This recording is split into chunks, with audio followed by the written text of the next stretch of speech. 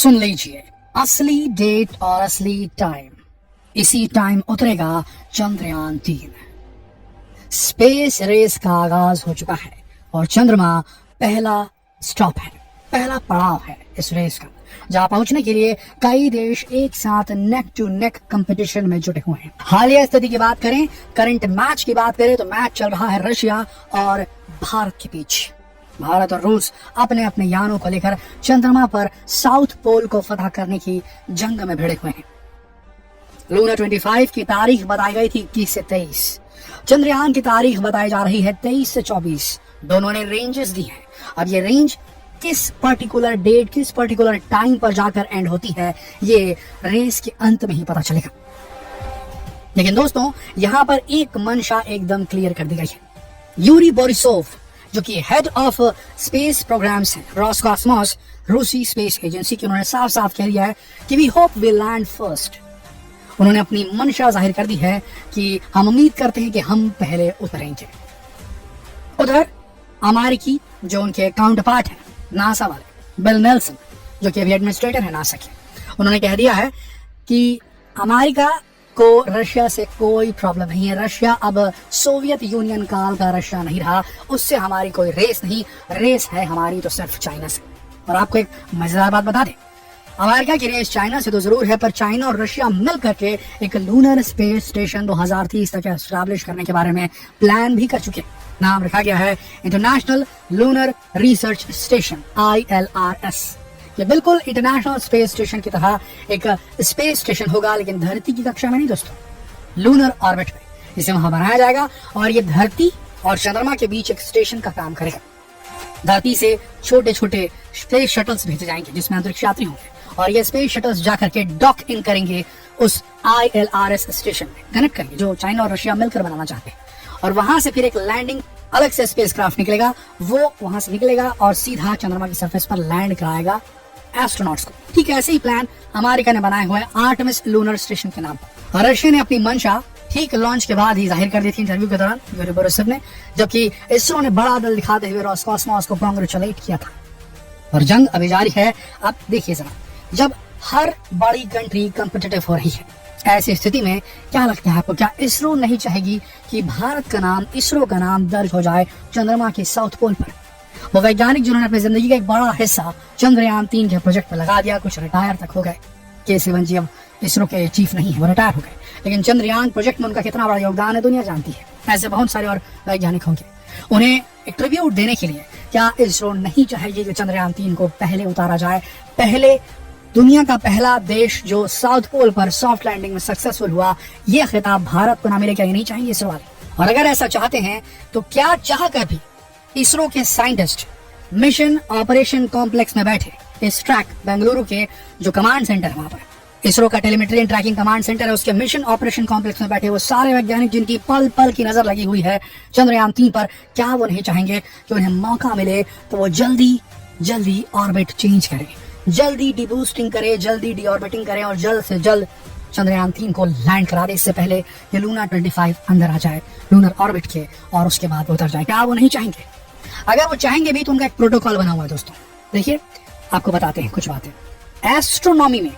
Astronomy में छोटे छोटे डिस्टेंसेस, थोड़ा समय, मिली सेकेंड्स में समय जरा भी ऑफ हुआ तो उसका आउटकम जो है, जो ट्रेजेक्ट्री है यान की, जो पाथ है, उसका जो रास्ता है, मार्ग है, वो बहुत बड़े अंतराल से बदल सकता है और इससे नुकसान हो सकता है। तो इसीलिए एक एक पल की टेलीमेट्री ट्रैकिंग डेटा ये साथ में रखते हैं। आपको बता दें चंद्रयान-2 के दौरान क्या हुआ था।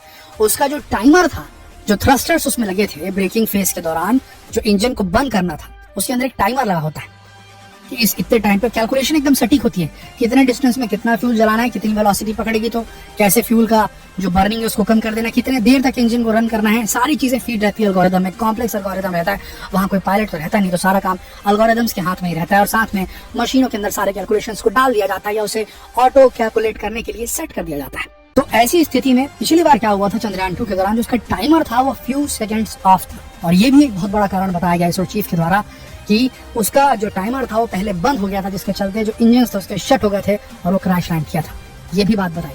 अगर फ्यू मोर सेकंड्स होते चंद्रयान-2 के पास तो शायद वो अपने आप को रीओरिएंट कर सकता था स्पेस में और आराम से नीचे लैंड कर सकता था, लेकिन वो टाइमर उसका ऑफ हो गया। तो मैं आपको ये बताना चाह रहा था दोस्तों कि एक एक सेकंड कीमती होता है, एक एक इंच, एक एक मिली सेकेंड जो ओरिएंटेशन है यान का अंतरिक्ष में, बहुत महत्वपूर्ण होता है। तो इसरो के साइंटिस्ट जो मिशन ऑपरेशन कॉम्प्लेक्स में बैठे हैं, जिनकी पल पल नजर है चंद्रयान 3 के ऊपर, अगर वो चाहकर भी ऐसा करना चाहें तो बेहद रिस्की हो सकता है, क्योंकि अगर कोई शॉर्टकट होता, कोई कम लंबा रास्ता अगर होता तो उसे इसरो वाले पहले ही प्लान करके उसी रूट पे भेजते। पर अभी जो बताया गया है, जिस तरीके से प्लान किया गया, एग्जैक्ट वही पाथ जो है वो फॉलो किया जाएगा, उसमें कोई चेंजेस नहीं किए जाएंगे। ये बात अलग है कि हमेशा जब भी ऐसा कोई मिशन होता है तो उसमें करेक्शन के लिए स्पेस मार्जिन जो है हमेशा रखी जाती है।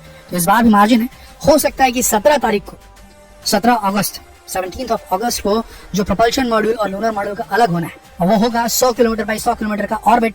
जब परिधि वो प्राप्त कर लेंगे, उस परिधि में पहुंच जाएंगे, उतना छोटा कर लेंगे अपने चक्कर काटने, अपने परिक्रमा के दायरे को, तब उनका अलग होना है। तो हो सकता है कि 16 को हो जाए, ये हो सकता है 17 की सुबह हो जाए।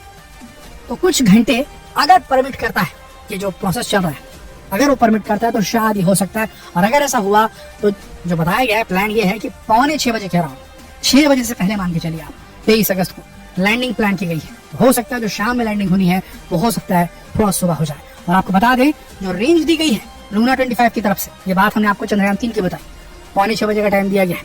हो सकता है कि वो पहले हो जाए, अभी कुछ कंफर्म नहीं किया जा सकता, हो सकता है लेट भी हो सकता है। लेकिन जिस तरीके से चंद्रयान एक एक करके सारे पायदान को क्रॉस करते जा रहा है, वो अभी अपने टाइम के अहेड चल रहा है, ऐसा महसूस हो रहा है। बात करें लूना 25 की, तो लूना 25 का जो रेंज दिया गया है लैंडिंग का, वो 21 से 23 अगस्त के बीच का है। और ये सुबह सुबह निकला है यहाँ से रोस्टोक्नी कॉस्मोड्रोम्स एमोर के, रशिया में। तो ये सुबह सुबह निकला है। इसके चांसेस ये हैं कि अगर ये पूरा अपना 12 दिन का जर्नी पूरा कर लेता है, 5 से 7 दिन की बात कही गई थी, 5 दिन ऑर्बिट पहुंचना है, 16 अगस्त को पहुंच जाएगा। 5 से 7 दिन जो है, या 3 से 7 दिन जो है, ये ऑर्बिट में चक्कर काटेगा। ऐसी स्थिति में अगर ये 7 दिन ले लेता है तो 23 तारीख को ये भी लैंड करेगा, लेकिन इसका लैंड करने का टाइम सुबह का होगा। तो अगर इसरो इधर से किसी तरीके से अपने ज्यादा मनोवर्स को जल्दी जल्दी कंप्लीट कर ले, या ऐसा हो जाए कोइंसिडेंटली, तो चांसेस है कि जो शाम में उतरने वाला चंद्रयान ये सुबह उतर सकता है, और शायद फिर एकदम करीब हो जाए मामला, दोनों यान एक ही टाइम पे उतरे या 1-2 घंटे के अंतराल में उतरे, या हो सकता है चंद्रयान 3 लूना 25 को बीट कर दे। टेक्नोलॉजिकली ज्यादा एडवांस्ड है लूना 25 का प्रक्षेपण, बात को समझिएगा अच्छी तरीके से। जिस टेक्निक से इसे पहुंचाया गया चंद्रयान तक के, वो जो टेक्नोलॉजी इस्तेमाल की गई है, फ्रिगाट, 4 स्टेज के रॉकेट और उनका सोयूज 2.1 भी, ये बहुत एडवांस्ड है। लूना 25 खुद इतना एडवांस नहीं है, और उसको भी टेस्ट करना होगा अपने आप को, उसे परीक्षा देनी होगी साउथ पोल के खतरनाक वातावरण की। वहां उतरना आसान काम नहीं। हमारा चंद्रयान 2 ये फेस कर चुका है। चंद्रयान 3 जो है, अब देखना है कि किस तरीके से वहां पर ऑपरेट करता है, और हो सकता है चंद्रयान 3 एकदम नेक टू नेक फाइट में लूना 25 को हरा दे। तो दोस्तों, ये यथास्थिति है अभी के टाइम में। पूछे तो जो प्रपोज्ड डेट और टाइम है वो 23 अगस्त 5:45 बजे का है। इसरो की तरफ से ऑफिशियली ये नहीं बोला गया है, जबकि बताया जा रहा है कि अपने टाइम से अहेड चल रहा है चंद्रयान 3। तो अभी उनके तरफ से इस लैंडिंग टाइम को चेंज नहीं किया गया है। आगे जाकर ये करेक्शन करेंगे और बताएंगे। अब 23 तारीख को सुबह उतरने वाला है, तो शायद ये खबर हम आप तक तुरंत पहुंचाने की कोशिश करेंगे दोस्तों। तो ये यथास्थिति है। जितना हो सके इस वीडियो को शेयर करें, इस स्थिति को शेयर करें फेसबुक पर, व्हाट्सएप पर, यूट्यूब पर। देशवासियों को अवेयर कराएं कि कैसे सही तरीके से जा रहा है चंद्रयान 3। मिलते हैं अगले वीडियो में अगले खबर के साथ। तब तक आप सबका इस वीडियो के अंदर बने रहने के लिए दिल से धन्यवाद।